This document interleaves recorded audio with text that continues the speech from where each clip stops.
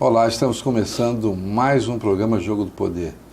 E é um prazer, né, ter a sua audiência e quero agradecer o número de vezes que você visitou e vocês todos prestigiaram também no YouTube, vendo o trabalho que nós realizamos no programa passado.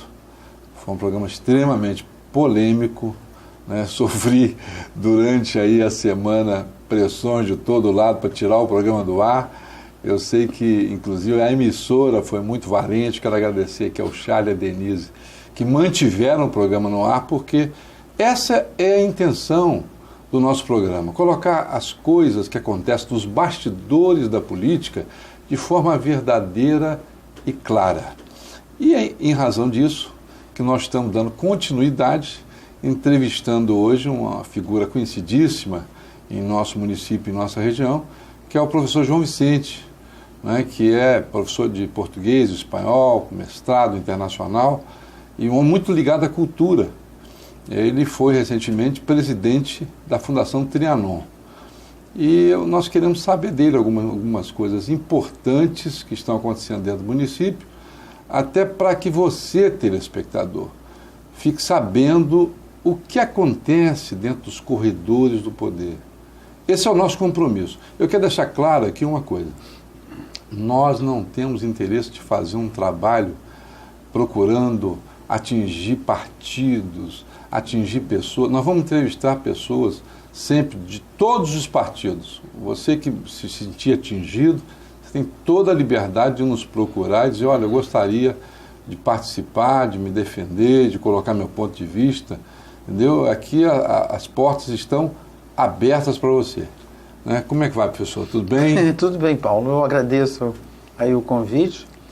Eu acho que bem oportuna a minha presença aqui hoje, já que às 16 horas eu vou estar no Ministério Público Estadual, ainda como, espero que, ainda e sempre como testemunha e não como réu, né?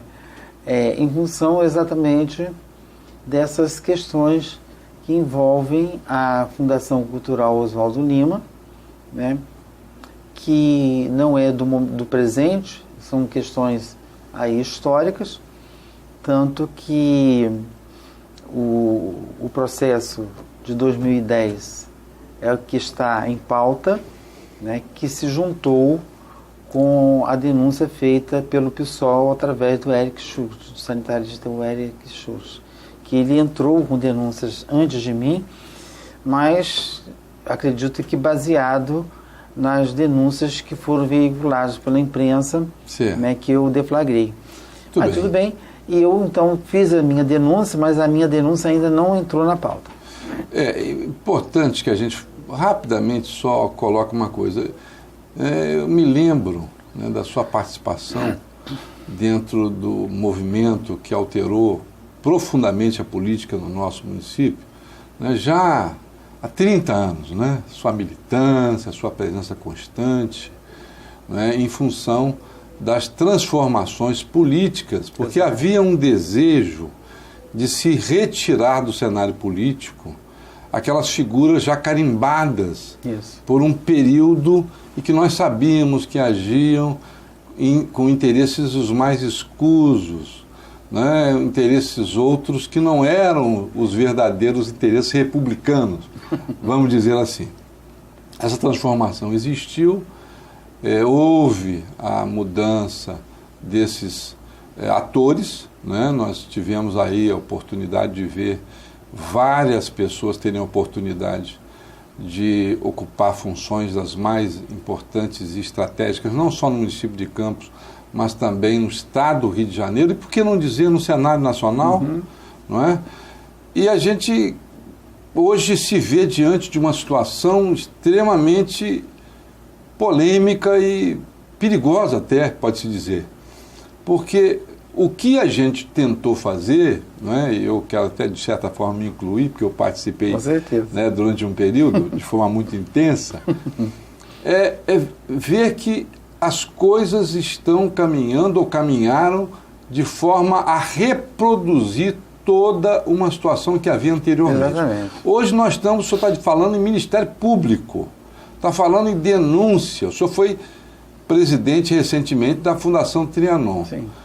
O telespectador e eu gostaria de saber, nós gostaríamos de saber sobre o que, não é? O senhor fez a denúncia, eu também, o Eric, né, fez a denúncia do PSOL, né? Foi, fez a denúncia. Que tipo de denúncia, o que aconteceu que o levou a tomar essa iniciativa? Porque a gente sabe que o senhor é uma pessoa de opinião, então uma pessoa firme, né? Com certeza. Então é preciso que o telespectador também tenha a oportunidade de saber desse detalhe. O que aconteceu, pessoal? Quer dizer, na verdade, eu já elimino a possibilidade de se colocar, de me colocarem como uma pessoa rancorosa que tenha se manifestado criticamente em relação ao governo por ter sido exonerado de um cargo de confiança. Não é assim, a coisa não é assim. Eu sei o que significa um cargo de confiança. Ele tem dia de entrada, você tem dia de entrada, mas não tem hora nem dia de saída. Você pode sair a qualquer momento.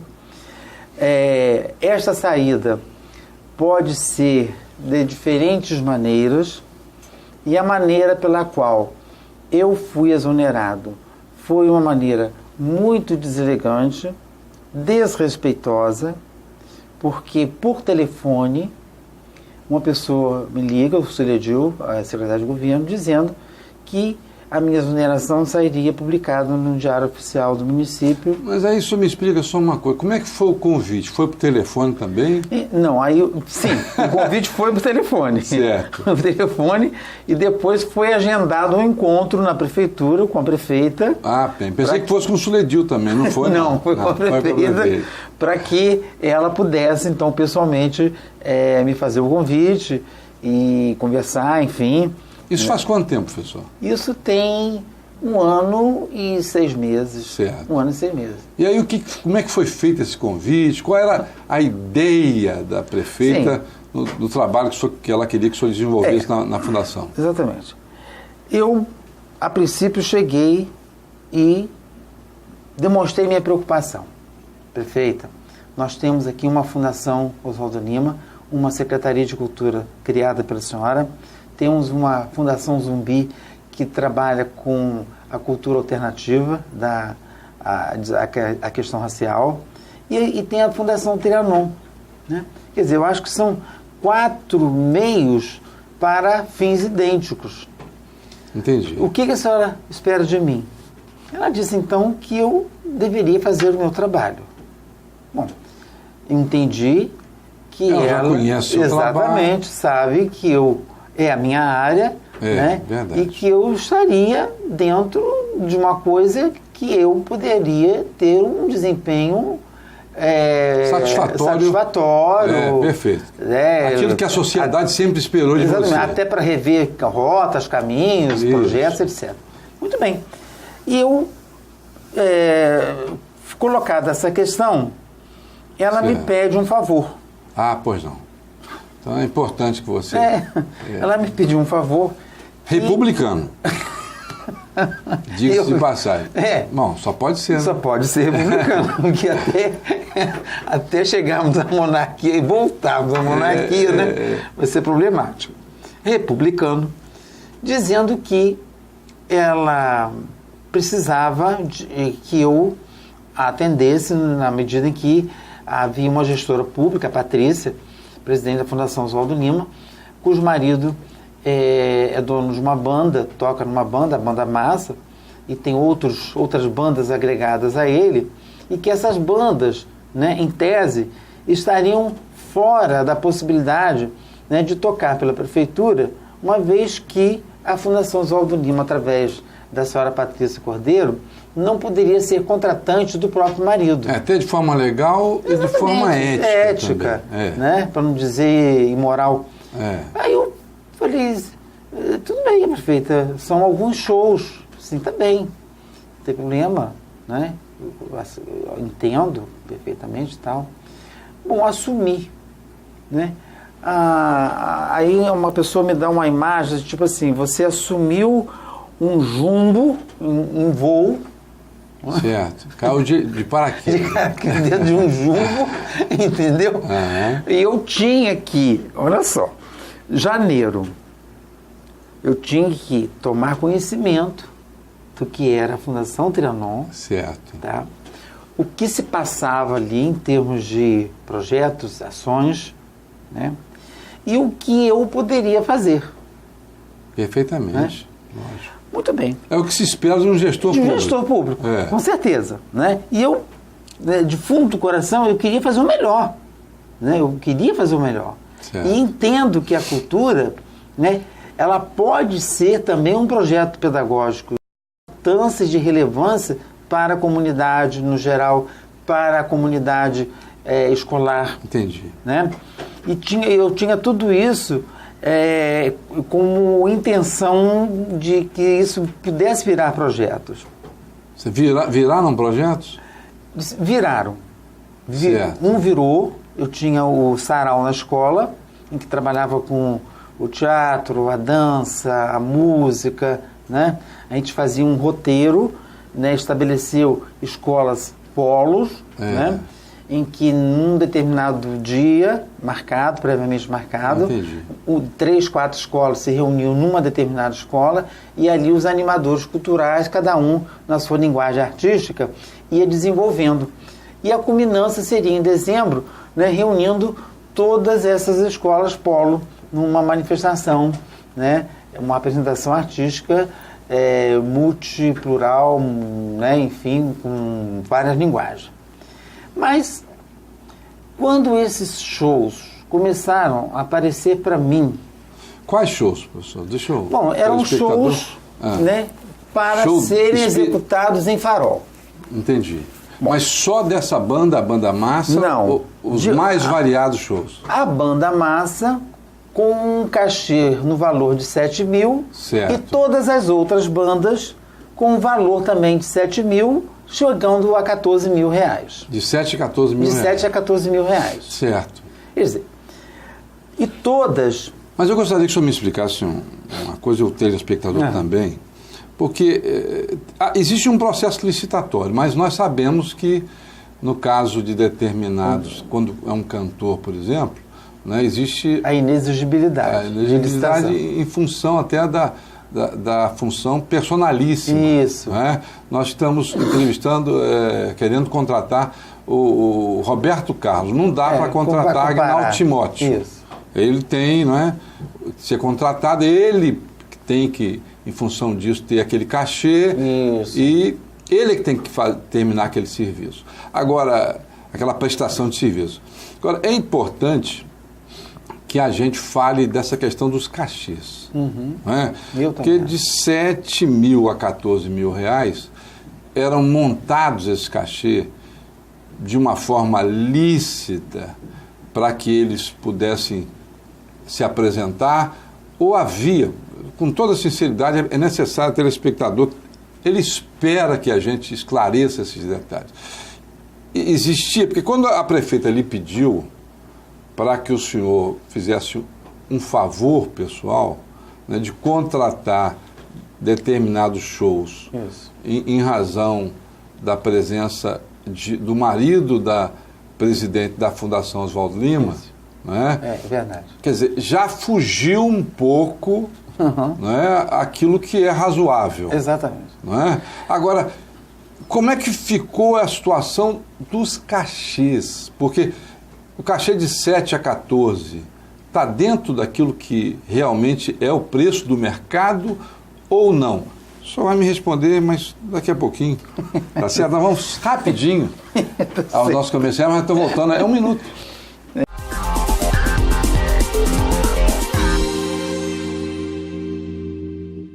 O esporte ajuda você a enfrentar desafios, dar o melhor de si, se superar. No esporte, todos podem ser vencedores. Todos mesmo. O governo federal, com o programa Atleta na Escola, está apoiando a prática de esportes paraolímpicos para estudantes brasileiros. Em parceria com as secretarias estaduais, promoverá o maior evento para desportiva escolar do país. Acesse o site do Atleta na Escola e veja como se inscrever. Ministério da Educação, Governo Federal.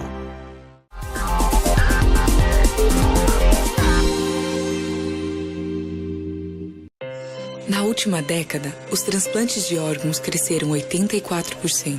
As cirurgias cresceram 619%.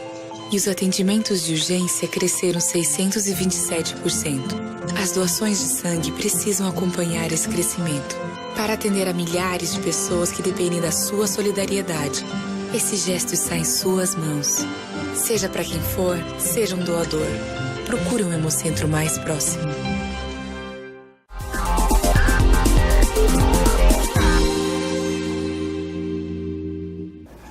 Meu diretor, nós estamos voltando aqui com o nosso programa Jogo do Poder, tendo o prazer de entrevistar o nosso convidado, né, o professor João Vicente, que foi presidente do Trianon.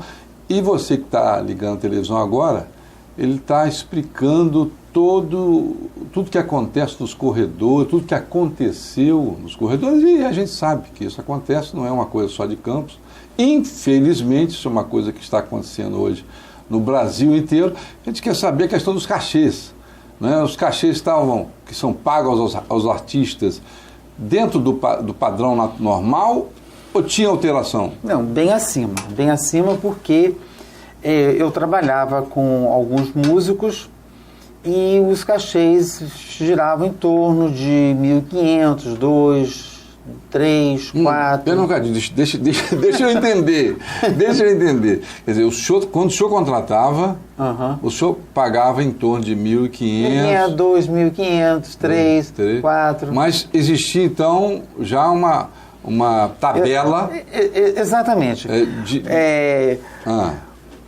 Eu não quis mexer no que estava sendo praticado pela gestão da professora auxiliadora Freitas. Certo, perfeito. Tá? Mas eu estava percebendo também que havia uma distorção. Entendi. Depois eu fui saber que foi uma tabela, essa distorção foi o resultado de uma tabela elaborada pela presidente da Fundação Oswaldo Lima, que achou, né, que havia bandas mais antigas que deveriam ganhar X. Mas quanto que é esse X? 7 mil. De 7 a 14? A 14 mil. Para fugir da licitação? Isso, porque existia um limite de 8 mil, que você teria que fazer a modalidade talvez de carta convite. Direto. Exatamente. Ordem de serviço. Ordem de serviço, exatamente. Então, 7 mil, 7.500, 7.900, poderia contratar sem problema. Certo. Né? Sem problema. Ora, 14 mil... Teria que ter pelo menos três empresas, exatamente. 3 empresas. Que participassem. Para dar legalidade à coisa. Isso, a coisa. Exatamente. Nossa, é uma coisa muito séria. Mas isso, na verdade, foi uma camuflagem. É uma camuflagem, né, para um favorecimento a determinados grupos. Que incluía aí a banda Massa, que é do marido da presidente da Fundação Oswaldo Lima. O que o senhor está me contando é que existiu e que existe uma conspiração. Com certeza. Não é? Com certeza. Com a finalidade de desvio de dinheiro público. É isso? É isso aí. Isso, para mim, é desvio de dinheiro público. Não, mas está muito claro. Não é? Porque se você tem uma demanda imensa e que dessa demanda você escolhe, passa a mão na cabeça de alguns, e eu, como presidente, enquanto presidente da Fundação Trianon, recebia essa demanda reprimida com críticas muito severas à presidente da Fundação Oswaldo Lima, eu comecei a dar apoio a esse pessoal. Certo. Foi quando, então, eu mandava as planilhas, os processos para a controladoria, como a gente estava conversando aqui antes de vir ao ar, né?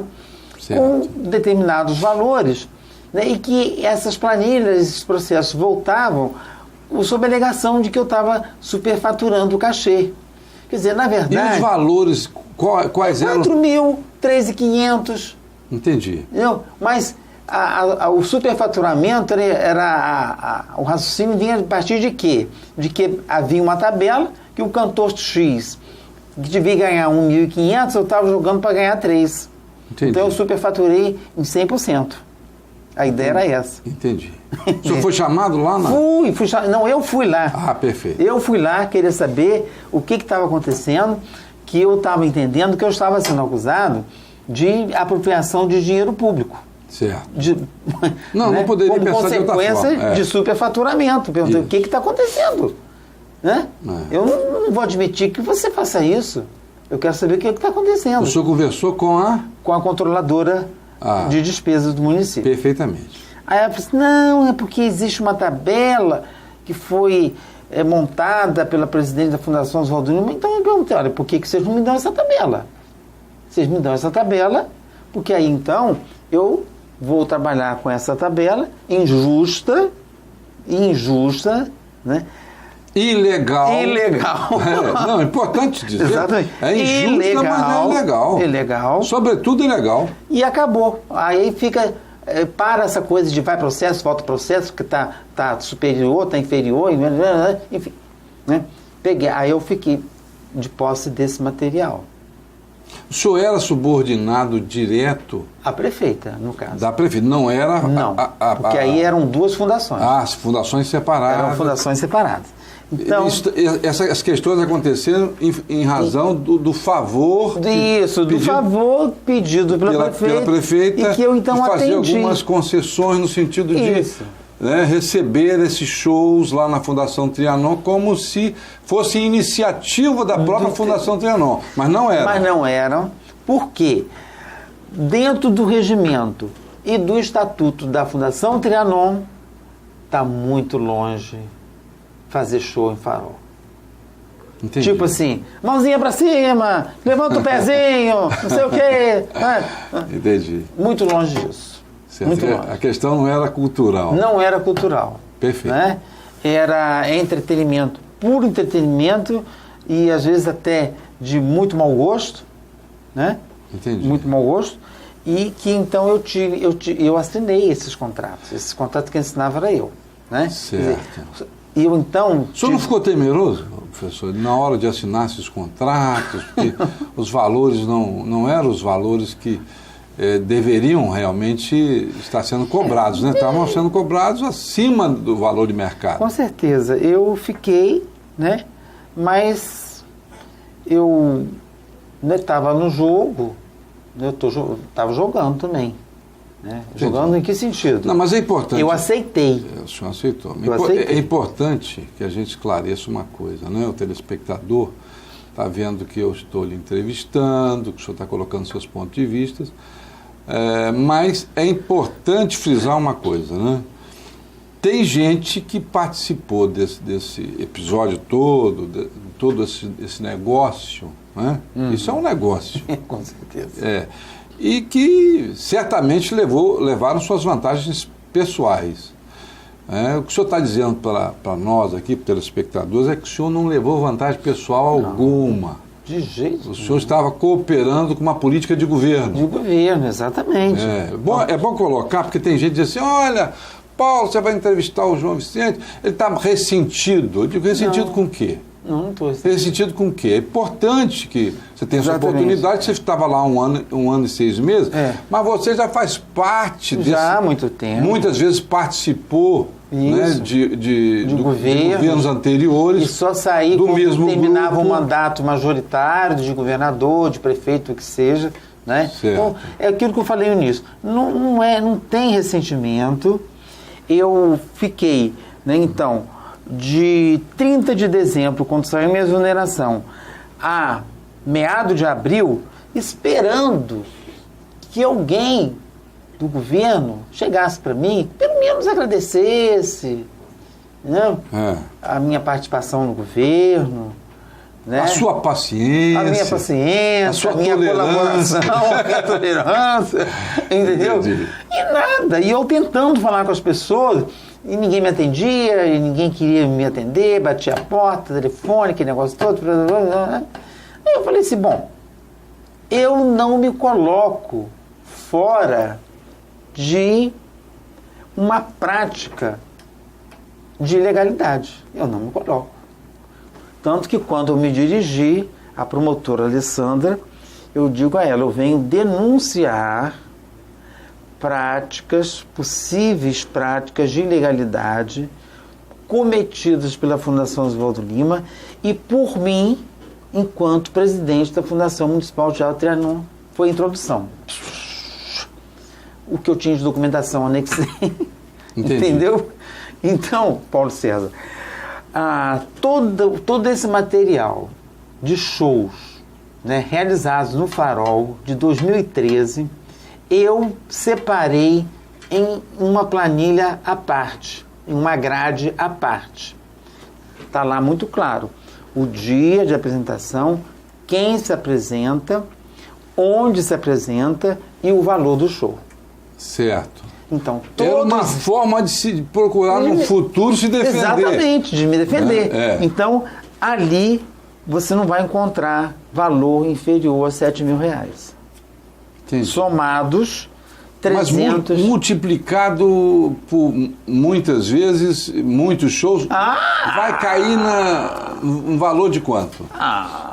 Olha só, cada um ali, vamos supor, a banda Massa, ela repetiu o show num valor de 14 mil umas 5 vezes. Certo, assim...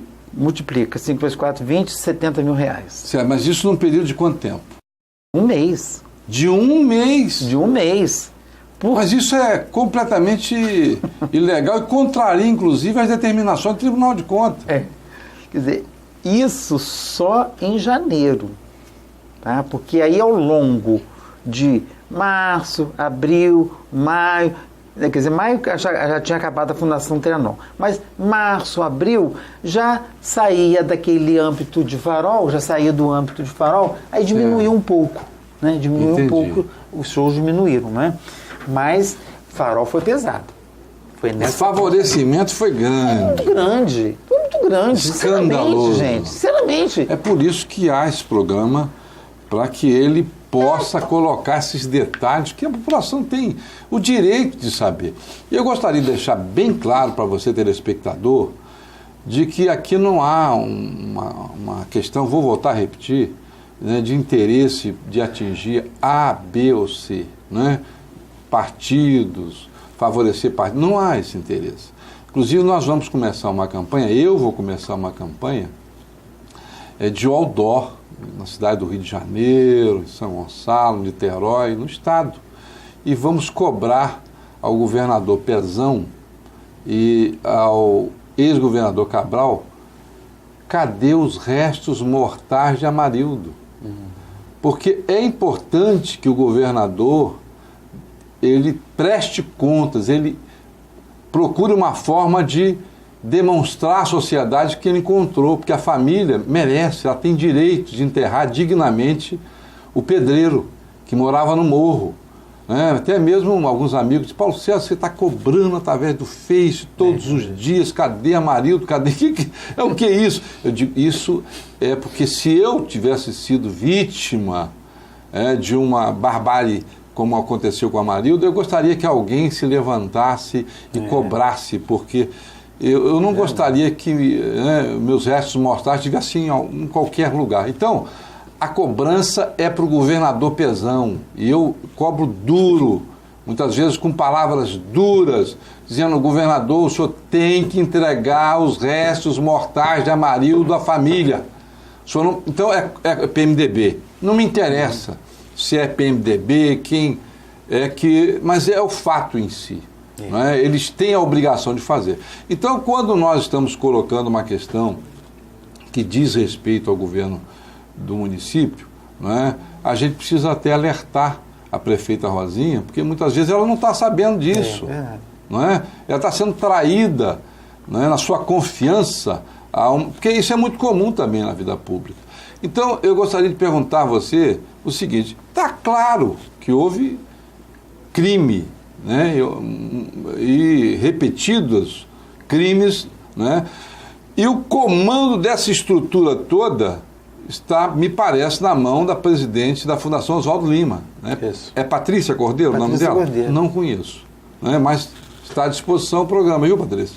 Se você quiser amanhã ser entrevistada, é só conversar com a gente, nós teremos prazer.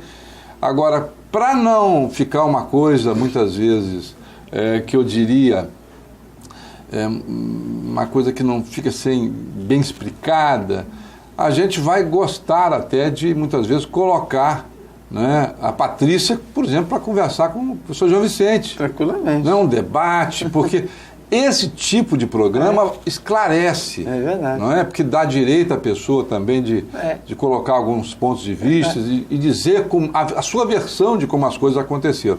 Porque ela hoje, né, a Patrícia, me parece que é toda poderosa do setor de cultura. E, pelo que nós estamos percebendo, né, a prefeita tem que convir que, apesar de ser uma pessoa de sua confiança, não é a pessoa mais adequada para administrar uma coisa dessa.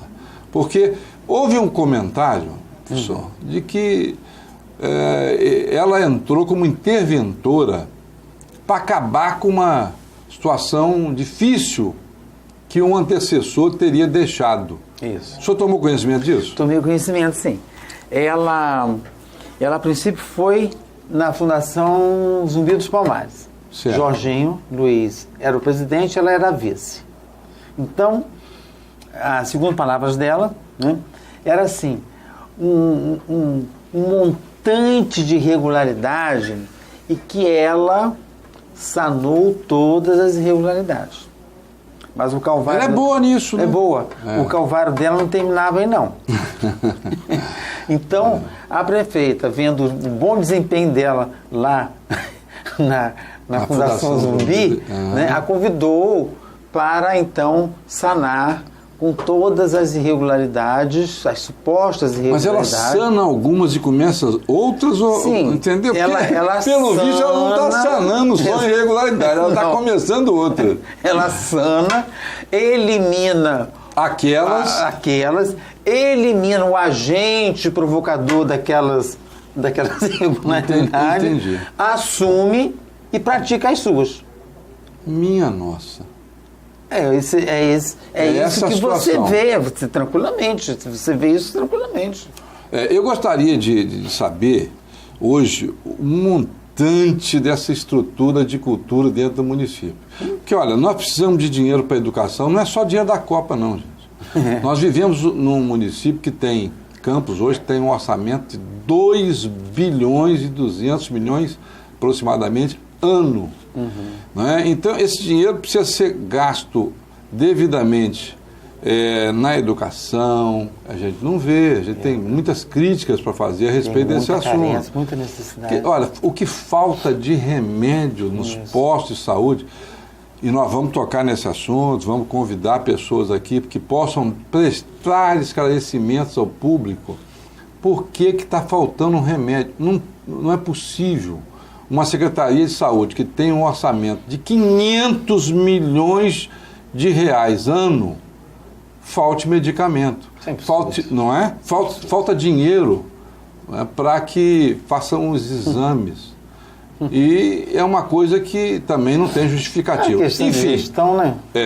É uma questão de gestão, a gente precisa saber. Agora, eu e o telespectador que está ligado com a gente quer saber, pessoal, se o senhor tem uma noção do montante, do volume de dinheiro, porque aí nós vamos ter uma noção... De 40 a 50 milhões. Isso. Mas eu vou, inclusive, solicitar para que o senhor dê detalhes assim de onde esse dinheiro está, em qual setor. Mas daqui a pouquinho, tá bom? Depois dos comerciais. É um segundinho, vapt-vupt, e está voltando.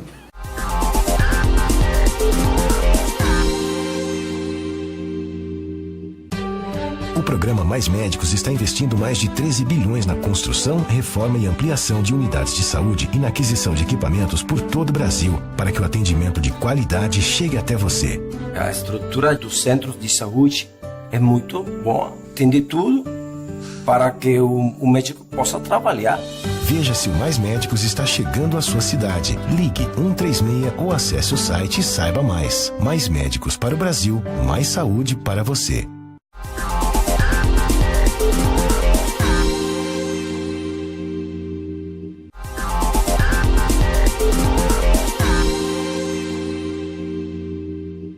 O esporte ajuda você a enfrentar desafios, dar o melhor de si, se superar.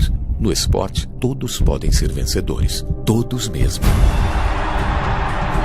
O governo federal, com o programa Atleta na Escola, está apoiando a prática de esportes paraolímpicos para estudantes brasileiros. Em parceria com as secretarias estaduais, promoverá o maior evento paradesportivo escolar do país.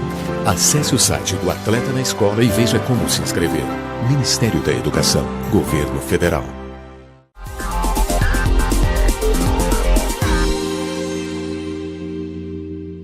Estamos voltando com o programa Jogo do Poder, hoje entrevistando o professor João Vicente. E você que ligou a TV agora, você está perdendo, mas não perca mais de assistir essa entrevista, essa conversa, porque o programa tem esse objetivo, não só de entrevistar, de já ter uma coisa toda programada, formal, não. A gente aqui dá liberdade para que o entrevistado também entreviste, seja uma conversa franca, verdadeira e coloque tudo o que é preciso colocar para que o telespectador, para que você que está em casa, fique sabendo do que acontece nos bastidores do poder da política, né? E a gente está falando aqui, porque eu fui no HGG há pouco tempo e, vou ser sincero, fui muito bem atendido. Fui bem atendido. Como paciente? Não, fui levar até uma pessoa de minha família, a família da minha esposa, e a pessoa teve um surto, uma coisa, e fomos lá. Mas eu vi muita gente que estava no meio do caminho, que estava nos corredores e tal. E devo admitir, entendeu, que não houve uma boa vontade por parte de alguns funcionários com relação a outras pessoas. Porque quando eu chego, a pessoa... uma pessoa conhecida. É uma pessoa conhecida, não é? O Paulo Facilita César tudo. Martins, poxa, vamos rapidinho aqui atender. Mas não é assim que a coisa tem que funcionar. A coisa tem que funcionar igual para todo mundo. Não é? No Ferreira Machado, no HGG, nos hospitais públicos, o serviço tem que ser de primeiríssima qualidade. Mas é preciso ter recurso e os recursos precisam ser bem aplicados. Isso. Então nós estávamos conversando sobre orçamento. Exato. O orçamento da cultura, o senhor falou que fica em torno de 40, 50 milhões. 40, 50 milhões ano. Pessoal, o Trianon em 2012 fechou em torno de 7 milhões e 900 mil. Certo. Eu fiz uma projeção para 2016, que quando é o último ano do mandato da prefeita, né? Já chegava a 10, 12 mil reais. Só o Trianon. Bom, então, hoje... No caso da Fundação Cultural, por exemplo, Então, onde a Patrícia dirige diretamente. Então, ela tem sob a responsabilidade dela o Museu Histórico, Acervo Público, Biblioteca, Trianon, Teatro de Bolso, Zumbi dos Palmares, Casas de Cultura, CEPOP... E assim por diante. Então, tudo isso envolvendo... Não é muito poder para uma pessoa só? Com certeza. É muito poder para uma pessoa só, que não é um esforço sobre-humano. Por maior que seja a capacidade de trabalho de uma gestora, ela não dá conta disso tudo. Não há como. Não há. Deixa lacunas... Entendeu? Eu te digo assim, para todo mundo eu digo o seguinte, por muito menos, qualquer secretário já estava na rua. Entendi. Por quê? As omissões, ela não atende imprensa, ela não se expõe, não quer conversar, não quer se explicar, não quer prestar contas, entendeu?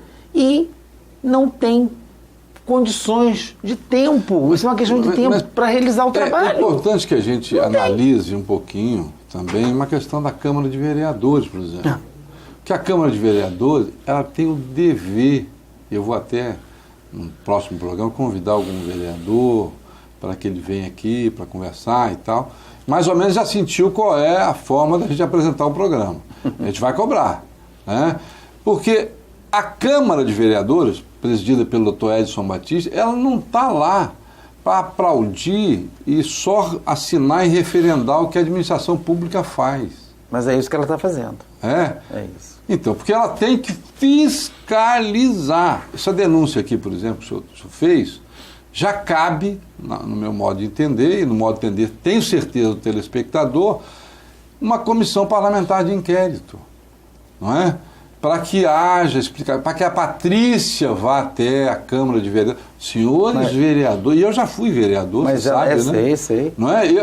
Eu sempre tomei iniciativa, eu fiquei conhecido como um vereador que cobrava excessivamente, né? Cobrei excessivamente. Eu cheguei até a apresentar um impeachment do ex-prefeito José Carlos Vieira Barbosa, porque ele não queria prestar informações à Câmara do dinheiro na época da municipalidade, né, dos royalties. Então nós fizemos um requerimento, um pedido de informações, ele se negou a prestar esclarecimentos. E você então pediu? Eu pedi impeachment, só tive o meu voto. Tive 19 votos contrários, inclusive do vereador à época do PDT. E tive também essa postura extremamente... e tive a postura elegante do vereador Admar do Gama, que saiu do plenário e falou assim, eu não participo desse massacre. E saiu do plenário. Um homem extremamente digno, né? Está com 95 anos, o delegado, meu amigo pessoal, mas sobretudo um homem muito decente, muito firme politicamente, pessoalmente. Agora, a Câmara de Vereadores, viu, doutor Edson, é preciso que a Câmara e todos os demais vereadores, vocês me perdoem a sinceridade, os senhores têm a obrigação de fiscalizar esses atos, porque não é favor, os senhores ganham um salário muito bom para fazer esse tipo de serviço, né? Porque se os senhores começarem a pedir informações, eu soube que tem alguns vereadores, eu aqui não sei o nome deles, mas que estão entrando na justiça para conseguir uma liminar, né, para conseguir as informações que eles querem do Poder Executivo. Então, quando o poder público fica uma caixa preta, fechada, olha, a prefeita paga um preço caríssimo, porque coisas acontecem muitas vezes sem o conhecimento dela. Quer dizer, passa a existir uma estrutura, vamos ser sinceros, para roubar, para desviar dinheiro público, e isso, pelo que me parece, está acontecendo dentro do governo no nosso município, né? Acredito, sinceramente, sem o conhecimento da prefeita, mas a prefeita, a partir desse programa, já não tem mais o direito de dizer assim, mas eu não sabia. Né? Mas não pode fazer vista grossa. E eu sei que a prefeita, né, eu a conheço, né, como você também, há 30 e tantos anos, e a gente sabe que ela sempre foi uma pessoa firme. Foi, com certeza. Então, eu gostaria de pedir aos vereadores, né, senhores vereadores, tomem alguma providência, porque é uma desmoralização, né? Os senhores têm que fazer alguma coisa. A bancada de oposição me convidou várias vezes para ir lá, mas como dependia de uma aprovação em plenário, o plenário nunca aprovou. Mas eu acho que... Ela é convocada e não vai. Ela é convocada e não vai. E eu sou convidado e não me deixam ir. Mas eu acho, aqui vai aqui uma sugestão. Né? Os vereadores que estão convidando e que não têm aceitação do plenário podem recorrer, por exemplo, aos tribunais, porque é o direito da livre manifestação. Exato. É um princípio constitucional. Né? Ou fazer uma plenária pública, uma sessão pública, que aí ou vai aqui na Praça São Salvador, né, e faz uma sessão pública, convide todos. Eu acho que abre a discussão. Muita gente vai querer assistir, vai querer ouvir. Então a gente fica triste em ver uma Câmara que alguns vereadores querem saber o que está acontecendo e uma pessoa que se dispõe. Quer saber, professor João Vicente? Na época do Mocaiber, eu gosto muito de falar disso, porque é verdade. Eu fiz por escrito, me coloquei à disposição, fui lá, protocolizei um documento querendo falar a respeito do que eu via que estava acontecendo na saúde, não é? E eu não obtive resposta. Os vereadores, nenhum deles levantou a voz e disse assim, não, Será Nós que queremos ouvir o Paulo César. O legislativo tem vocação mesmo para O silêncio. proteger Para maracutaia, porque é o caso do Congresso Nacional. Mesma coisa. Então, é preciso que haja uma reforma política que permita que as pessoas... É por isso que há tantas manifestações, é por isso que há tanta indignação. Cria muita revolta. Não é uma revolta, revoltante. é uma coisa absurda. Agora, 50 milhões do orçamento da cultura, partindo do princípio, né, que há um superfaturamento, o senhor falou aí, quanto essa banda, por exemplo, a banda Massa, poderia estar cobrando para se apresentar? Se apresentou no mês de janeiro, recebeu R$70 mil no mês de janeiro. Não é? Com 5 shows que fez, né? 5 shows. Então, né? O que foi pago a mais para elas, na sua concepção, pessoal? Olha, o que foi pago a mais a ela é que o titular da banda, né, mantém talvez um cartel de bandas, tá? Em que ele administra, ele é um empresário e que ele é o dono da banda e ainda tem o empresário de outras bandas. De outras bandas. E aí a coisa chega a um volume, Exatamente. Vamos dizer assim, 50 milhões, 20 milhões vai para o bueiro. Vai, com certeza que vai. Né? Bueiro não, para o bolso de alguém. Para o bolseiro. Pro bolseiro, para o bolso de algumas pessoas. E a gente está aqui, de forma descontraída, a falar desse assunto, mas porque a gente tem que ter um pouco de descontração para apresentar um assunto desse. Mas vou dizer para vocês, professor, e vou dizer para o senhor, é revoltante, não é? Quando você vai na periferia e você vê, não é, o que está acontecendo, a falta de investimentos na área de educação, melhores salários para os professores, que tem que ter também um investimento maciço para que eles se reciclem. Condições físicas das escolas. Tudo. Material, enfim. Não é? Então, a gente vê muita publicidade, olha, a merenda escolar está sendo dada às crianças e tudo.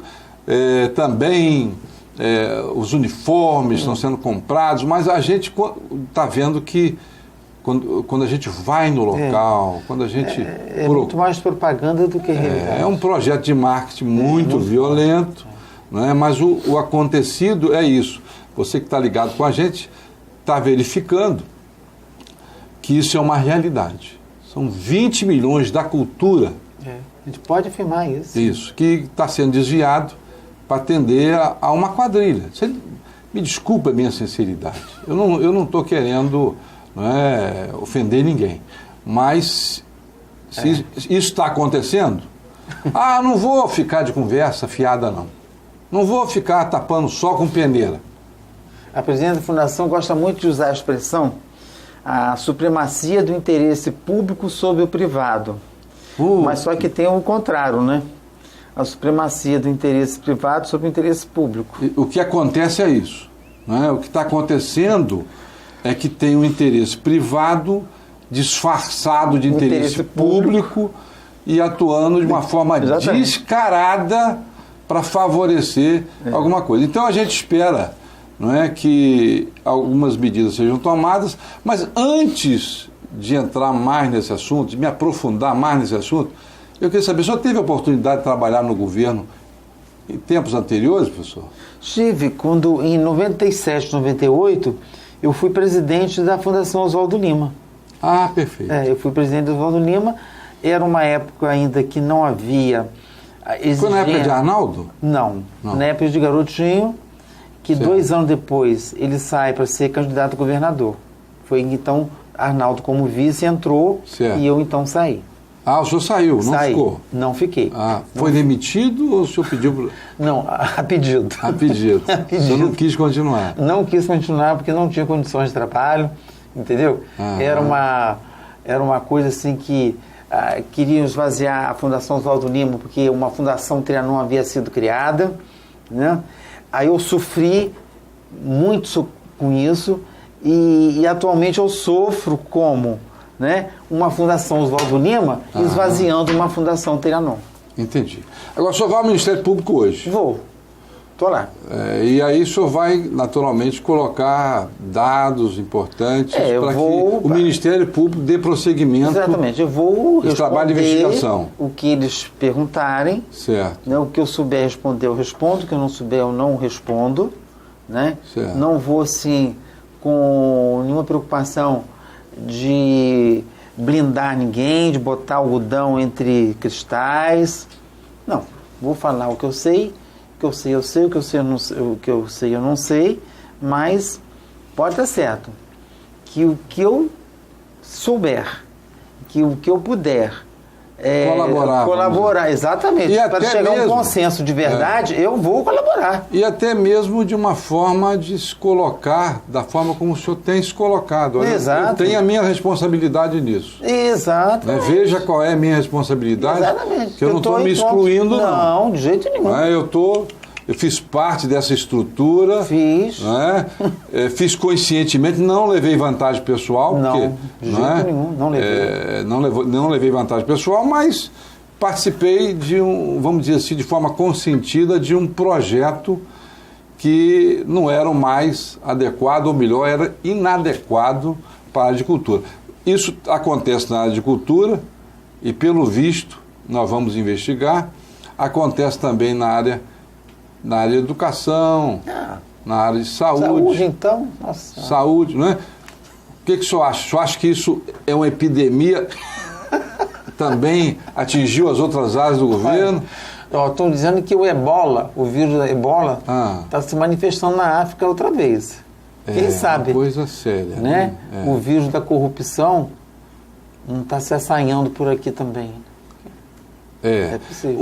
Uma pergunta que uma pessoa me pediu para que eu lhe fizesse foi, e é importante que eu faça, né? Por que é que o senhor não denunciou isso antes? Sim. Porque me interessou acompanhar este processo. Porque eu sabia que alguma coisa ia acontecer. E eu não podia me omitir com relação ao fato de eu ser convidado para ser presidente de uma fundação que estava fadada a desaparecer em abril e maio. Entendi. O senhor acha então que o senhor foi usado? Fui usado. Eu queria saber até onde ia essa palhaçada. Entendi. Então eu não ia deixar o picadeiro, não. Pessoal, entendido. Olha, é lamentável, nós estamos chegando ao final do programa. Foi um programa muito bom, dinâmico. Com certeza. E eu gostaria de dar um tempo para que o senhor pudesse te agradecer, sobretudo, e dar um tempo para que o senhor pudesse se despedir do nosso telespectador. Obrigado. Eu agradeço também, Paulo César. Eu te admiro muito. Você estudou no Savá? Não. Eu estudei no Colégio Batista, não é? Então acho que foi de lá que eu te conheço. E na FDC, ultimamente. Então. Bom, eu agradeço muito a essa oportunidade, especialmente hoje, porque hoje eu estarei lá no Ministério Público, né? E eu teria uma coisa a dizer que me preocupa, mas não tem tempo agora no momento.